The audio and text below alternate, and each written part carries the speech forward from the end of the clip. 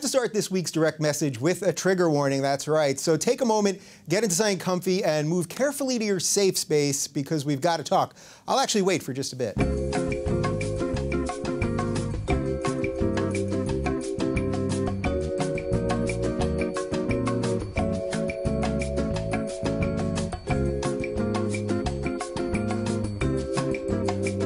All right, I think that did it. Now that you've been trigger warned, yeah, let's talk about free speech.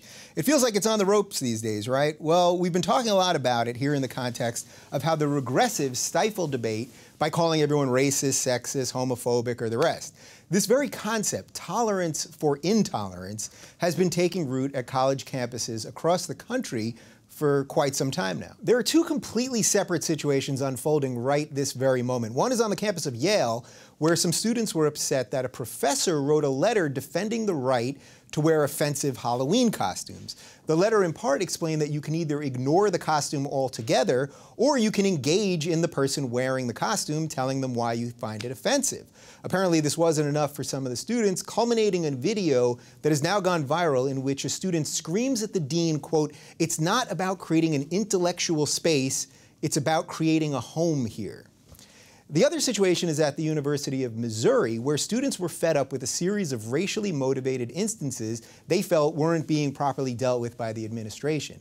The students demanded the resignation of the school president, which he submitted after the mostly black football team got involved. A video on campus has also gone viral showing a young journalist trying to cover the protest, but being screamed at and bullied by a group of students.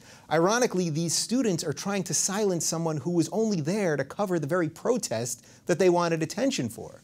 For one of the oldest and largest journalism schools in America, it seems that MU has gotten something very wrong about free speech. Of course, these two instances are not isolated in America nor in other parts of the Western world. Colleges and universities are the very places you're supposed to go to engage in the battle of ideas, to learn new ways of thinking, and to challenge your preconceived notions, yet somehow colleges are the very place that have become hostile to all of these concepts. Now shouting down speakers you don't agree with, demanding professors be fired for contrarian views, and denying the media free and unfettered access have found their home in these safe spaces. Of course, this all ties in perfectly with everything we've been talking about on this show. The regressive left, by calling everyone racists and bigots and homophobes and the rest, have ushered in a generation of people who are so sure in their beliefs and so dismissive of their opponent's ideals that they have no reason to stand up for free speech anymore. If your opponent is a racist or a bigot, then why even engage with them? You've got the moral high ground, so just shout them down or call them names until they give up. These are the tactics the regressive have used successfully in so many areas, and now we're seeing the fruits of their labor. I want to be very clear here. Nothing I'm saying is dismissive of the actual issues these college students are dealing with. There is no doubt we have racial problems in this country, we have equality problems, we have wealth disparity problems, and the list goes on and on. But these problems won't go away if we don't talk about them. They won't magically resolve themselves if we only talk to people we agree with. Actually, they'll only get much worse. This is the inherent flaw of identity politics that the regressives love so much.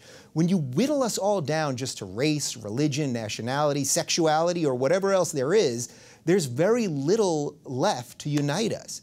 I'd much rather look at people based on their ideas and their beliefs. Those are the principles that unite us across the divide that the regressive left has been digging. I've been saying for a while now that two things can be true at once. In this case, it can be true that these students have legitimate grievances, and at the same time, it can be true that free speech shouldn't be sacrificed on the altar of political correctness. We should be more worried about the government taking away our free speech rather than us taking it away from ourselves. Some say the road to hell is paved with good intentions. Some say the ends justify the means.